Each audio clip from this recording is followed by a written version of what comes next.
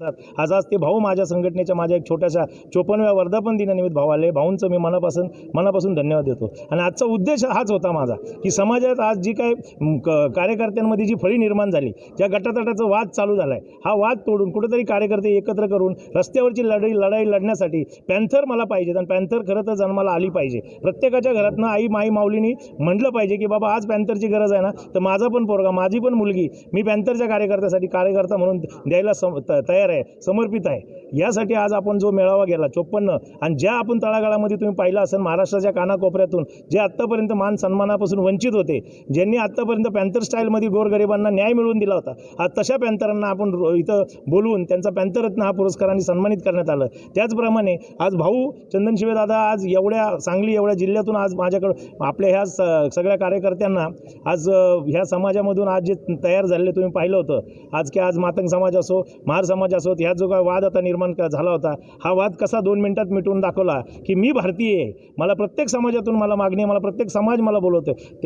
ते पॅन्थर पण तोच आहे. पद्मश्री नामदेव असानी पॅन्थरची व्याख्या सांगितली होती. पॅन्थर म्हणजे कोण? पॅन्थर म्हणजे काय दलित नाही, पॅन्थर म्हणजे कोणी श्रीमंत नाही, पॅन्थर म्हणजे जो पीडित आहे, जो अन्यायग्रस्त आहे, जो भले व श्रीमंत ब्राह्मण आहे पण त्याला एक गुंठा जमीन पण नाही, असं जो पीडित आहे तो पॅन्थर आहे. आणि अशा पॅन्थरांची लढाई लढण्यासाठी, रस्त्यावरची लढाई लढण्यासाठी आम्ही कुठेतरी आमरण उपोषण, आम्ही कुठेतरी गांधीगिरी करणार नाही. आम्ही ज्यावेळेस आमच्या समाजावरती किंवा आपल्या कुठल्याही लोकांवरती अन्याय झाला तर पॅन्थर स्टाईलमध्ये त्याच्या नरडीचा घोट घेऊन त्याला न्याय देण्यासाठी ही दलित पॅन्थर सज्ज आहे. आणि आजपासून आम्ही ऑनलाईन ॲप चालू केलेला आहे. त्या ॲपमध्ये आम्ही बरेचसे असे त्याच्यामध्ये हे ठेवलेले आहेत, 1, 2, 3, 4, 5 असे सगळे पॅराग्राफ. त्या पॅराग्राफमध्ये आमचं जाधव साहेब आहेत, संतोष लोखंडे साहेब आहेत, आमचे सुरेश साहेब आहेत, बंडू गवळी आहेत, ह्या सर्व टीमनी त्या ॲपवर भरपूर काम केले. त्या ॲपवरती तुम्हाला सांगतो, आपण ॲप क्लिक केला तर त्या पूर्ण गावातून एक सदस्य कार्यकर्ता तुम्हाला येत्या 3 महिन्यामध्ये आमचे 5 लाखाच्या वर दलित पॅन्थर सभासद दिसतील. कारण त्या ॲपचं कामच तेवढं भारी. ज्या तक्रारी असतील महाराष्ट्रातून, राज्यातून, जिल्ह्यातून, ॲपवर आम्हाला कळणार की ह्या गावात, ह्या जिल्ह्यात, ह्या तालुक्यात असा प्रॉब्लेम आहे. आम्ही जवळजवळ आमच्याकडे टीम तयार केली. आज महाराष्ट्रामध्ये तुम्ही बघत असेल की ज्यावेळेस माहितीचा अधिकाराचा प्रचार प्रसार करणारा आज आमचा ललित सासणेसारखा एक जिगरबाज कार्यकर्ता आहे, बेधडक कार्यकर्ता आहे. अख्ख्या महाराष्ट्रात 3000 आता त्याकडे विद्यार्थी आहेत. त्या विद्यार्थ्यांना शिकवतो की आपण आपला अधिकार कसा घेतला पाहिजे. आणि आपण ह्या ॲपमार्फत त्याच गोष्टी करतोय की तळागाळापर्यंत जी महाराष्ट्र शासनाच्या, केंद्र शासनाच्या ज्या सुशिक्षित बेकारांसाठी, शेतकऱ्यांसाठी, कामगारांसाठी, बेरोजगारांसाठी ज्या काय स्कीम्स आहेत त्या त्यांच्या घरोघरीपर्यंत, त्यांच्यापर्यंत जाऊन त्यांच्या फाईल कशा करता येईल, त्यांना स्कीम कशी करून देता येईल, त्यांना उद्योगधंद्यात भाऊ चंदन शिवे दादा बोलल्यासारखं आता तुमची पेन्सिल खतम संपणार आहे, तुमच्या सरकारी नोकऱ्या संपणार आहे. कारण आता जे चालू झालेलं आहे हे सगळं प्रायव्हेटीकरण चालू झालेलं आहे. तुम्हाला माहीत नसेल मित्रांनो, आज आपल्याला पद्मश्री नामदेव दादा दसाल जेव्हा जिवंत होते तेव्हा रामविलास पासवान जिवंत होते आणि आठवले साहेब या तिघांनी मिळून एक मोठ्याच्या मोठा निर्णय घेतला होता. दिल्लीत बैठका झाल्या, मुंबईत झाल्या, मी पुण्यात ह्याच बालगंधर्वमध्ये सामाजिक न्याय एक परिषद घेतली. त्यावेळेस त्यांनी काय निर्णय घेतला होता की ही जी आपली जी प्रायव्हेट सेक्शनमध्ये आरक्षण हे लागू झालं पाहिजे. तुम्ही किती पण प्रायव्हेट सेक्शन करा पण आरक्षण लागू झालं पाहिजे. प्रत्येक समाजाच्या, प्रत्येक घटकाच्या शेवटच्या माणसापर्यंत त्याला आरक्षणाच्या माध्यमातून त्याला नोकरी भेटली. आता प्रायव्हेट मॉल असू द्या, प्रायव्हेट कॉल सेंटर असू द्या, प्रायव्हेट आता विमान जेट होऊ द्या, प्रायव्हेट रेल्वे होऊ द्या, या प्रायव्हेट होऊ द्या, महानगरपालिका होऊ द्या,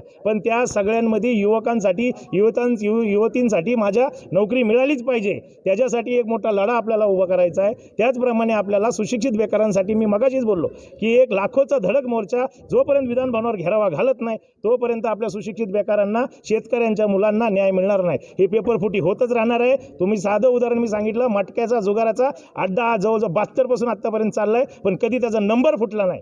म्हणजे विचार करा, मटकेवाला एवढा हुशार आहे पण आपला देशातला चाललेला जो काळा कारभार आहे, 22 लाख विद्यार्थ्यांचं भविष्य, भाऊ म्हणले 7 पिढी आज मागं गेलो आपण. 7 पिढ्यांच्या शिक्षण आज मागं गेलं आपलं. आज जर तीच पोरं सगळी चांगल्या व्यवस्थित मार्ग झाले असती तर तीच जर आपली जे काय 22-23 विद्यार्थी जे आज मरण नसते पावली तर आज तुम्ही सांगा मला, आज आपण किती मोठ्या उद्या आज कॉकरोच जनता पार्टी जन्माला यायला लागली. त्याचं कारण म्हणजे फक्त ही निकामी ही व्यवस्था. ह्या व्यवस्थेवर लात मारून नामदेव ढसाळ्यांनी जी सुरुवात केली होती ती सुरुवात मी चंदन शिवे दादांना घेऊन आज इथं सुरुवात केली आहे. यापुढे रस्त्यावरची युवकांच्या लढाईसाठी आजच्या या दलित पॅंथरच्या 54व्या वर्धापन दिवस सर्वांनी कार्यकर्त्यांनी ऊर्जा घेऊन गेलेत.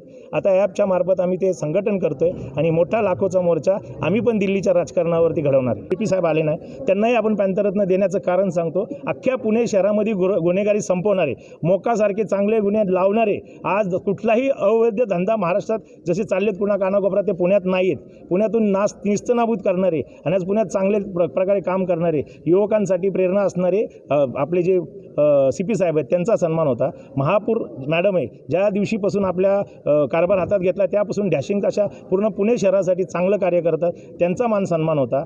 आज तुम्ही पाहिलं असेल गिल साहेब आहेत जे SP साहेब आहेत ग्रामीणचे, त्यांनी तुम्ही पाहिलं असेल 2 महिन्यामध्ये फाशीच्या शिक्षेपर्यंत घेऊन जाणारा त्या कांबळेला अटक करून गुन्हा दाखल करून ती फाईल तयार करून ते पूर्ण चार्जशीट सोबत दाखल करून 2 महिन्यात फाईल करणार हा पहिला एवढा मोठा चांगला साहेब आहे. त्यांचा मान सन्मान झाला पाहिजे. इतकं मोठं लोणावळ्याचं तुम्ही प्रकरण पाहिलं ते अग्रवाल फॅमिलीचं प्रेम प्रकरणातलं, त्याला पूर्ण छडा लावून त्याला पूर्णच्या पूर्ण हे करून त्याला पूर्णत्व करून त्याला शिक्षा कशी बसतील, मोठी शिक्षा कशी करता येईल त्या प्रेमीला आणि त्या मुलीला आणि त्याच्याबरोबर मदत करणाऱ्याला, असं काम करणारा गिल साहेब. या सर्वांसाठी आम्ही अशा पॅंथर शोधलेत ज्या पॅंथर स्टाईलमध्ये काम करतात. असे बरेचसे होते जे आपण जे 54 पुरस्कार त्यांना दिलेत, त्यातले आज थोडेफार आलेत, थोडेफार नाही आलेत. आम्ही त्यांना मान सन्मान त्यांच्या जागे जाऊन देणार आहोत. जी अशी माझ्या बहिणीला पण मी सांगितलं स्पोर्ट्समध्ये जायचं, वेट लिफ्टिंगमध्ये 5 गोल्ड मेडल आणले तिने. तर अशा मी महिलांच्या नेहमीच मी करतो, कारण महिलांसाठीच आपली संघटना मोठी आहे, तर महिलांच्या संरक्षणासाठीच आहे. चौकामध्ये संरक्षण आहे का, प्रत्येक चौकात गल्ली पाडा गाव तिथे शाखा करणं गरजेचं आहे, कारण शाखा असल्यावरच शाखेचे कार्यकर्ते तिथं असले तरच माझी माय माऊली माझी बहीण सुरक्षित घरी येऊ शकते, जाऊ शकते. इतरांच्या चोचीमधला घास व्हावी कविता, पहिला आणि शेवटचा श्वास व्हावी कविता, कोसळावेत थेंब भुईत मातीचा वास व्हावी कविता, उगवावा पिंपळ एक प्रवास व्हावी कविता, त्याच पिंपळाच्या सावलीला मानवतेचे गीत गाणारी बुद्ध व्हावी कविता, मी करावे पाखरांच्या हवाली मग शुद्ध व्हावी कविता, हिंदूंच्या कंठामध्ये सलाम अलिकम सलाम व्हावी कविता, मुस्लिमांच्या भाळावरचा नाम व्हावी कविता, मंदिर मस्जिद बांधणाऱ्यांच्या कपाळाचा घाम व्हावी कविता, इंद्रायणीत तरलेला तुकाराम व्हावी कविता, आणि या देशाच्या मातीत विज्ञान पेरणारी अब्दुल कलाम ही व्हावी कविता. ही सर्व समावेशक असणारी भूमिका आज या देशाला गरजेची आहे. जातीमध्ये जे वाद होत आहेत आणि एकमेकांपासून भारत आणि भारतीय दूर चालला आहे, हे कुठंतरी थांबलं पाहिजे. अन्याय अत्याचार कमी व्हायला हवेत, पण ते वाढत आहेत आणि म्हणून पॅंथर हवा आहे. त्या काळात पॅंथर एका विशिष्ट वर्गासाठी दलितांसाठी जसा उभा होता, ती पॅंथर एक संकल्पना जरी असली तो पॅंथर एक अन्यायाविरुद्धचा आवाज होता. पॅंथरनं या देशाला एक संस्कार दिला, एक धमक दिली, एक धाडस दिलं. जिथं तुमचं कुणीच ऐकत नाही अशा वेळेला पॅंथर उभा राहिलेला आहे. आणि आज देशातली हीच परिस्थिती आहे.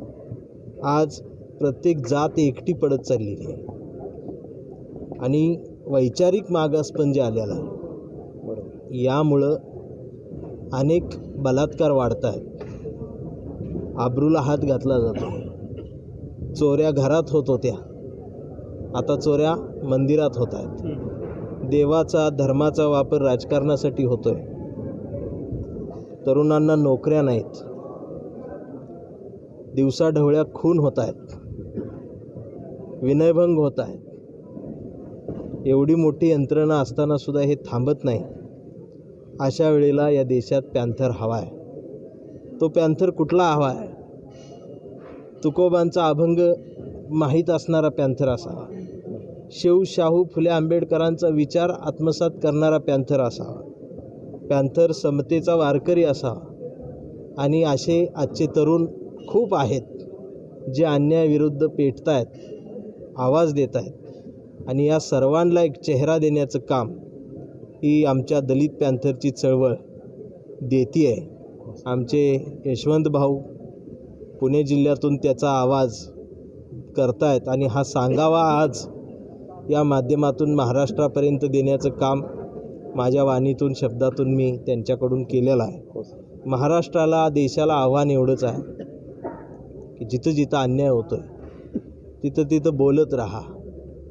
आज जर तुम्ही शांत बसलात तर येणाऱ्या आज पिढ्या आपल्याला माफ करणार नाहीत. मला वाईट वाटतं आज सोनम वांगचुक यांचं 15 दिवसाचा उपोषणाचा आहे.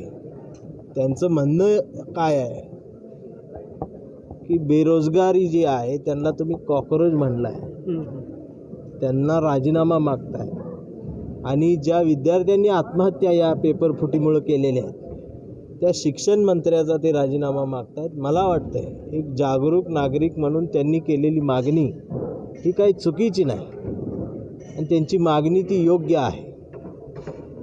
पण आज त्यांची रस्त्यावर उतरून लढाईची तयारी असताना आम्ही आमच्या मुलांसाठी सुद्धा जर बोलत नसू तर आमच्यातला पॅन्थर संपलाय की काय असं प्रत्येक पालकाला वाटणं गरजेचं आहे आणि ते वाटणं महत्त्वाचं आहे, ती भावना महत्त्वाची आहे आणि यासाठी दलित पॅन्थर आज पुन्हा उभी होती आहे. मला निश्चितपणानं सांगायला विश्वास वाटतो, अभिमान वाटतो की हा पॅन्थर या देशाचा आवाज बनेल, मराठी माणसाचा आवाज बनेल, भारतीयांचा आवाज बनेल आणि भारतीय म्हणून मी त्यांच्यासोबत कायम राहणार आहे. पॅन्थर म्हणून मी त्यांच्यासोबत राहणार आहे. माझ्या कविता त्यांना बळ देत राहतील. रामकृष्ण हरी माऊली म्हणणाराही पॅन्थर हवा आहे, जय भीम म्हणणाराही पॅन्थर हवा आहे, जय लहूजी म्हणणाराही पॅन्थर हवा आहे, जय अहिल्या म्हणणाराही पॅन्थर हवा आहे, जय भवानी, जय शिवाजी, हर हर महादेव ह्या ज्या सगळ्या घोषणा आहेत ह्या अन्यायाविरुद्ध बंड करणाऱ्या घोषणा आहेत. हे आम्हाला ताकद देतात आणि हे जे बेबीच्या डेटापासून बोलणारे कार्यकर्ते आहेत हे स्वराज्याच्या मावळ्यांचे वारसदार आहेत, विचारांचे वारसदार आहेत आणि हे जेवढे वारसदार आहेत ते कुठल्याही जाती धर्माचे असोत. त्यांना मला सांगायला आवडेल की तुम्ही प्रत्येकजण एक पॅन्थर आहात. पॅन्थरची ही एक नवी व्याख्या, सर्व समावेशक असणारी भूमिकेची व्याख्या प्रत्येकापर्यंत पोहोचवण्याचं काम आताची दलित पॅन्थर करत राहील. माझ्या त्यांना शुभेच्छा.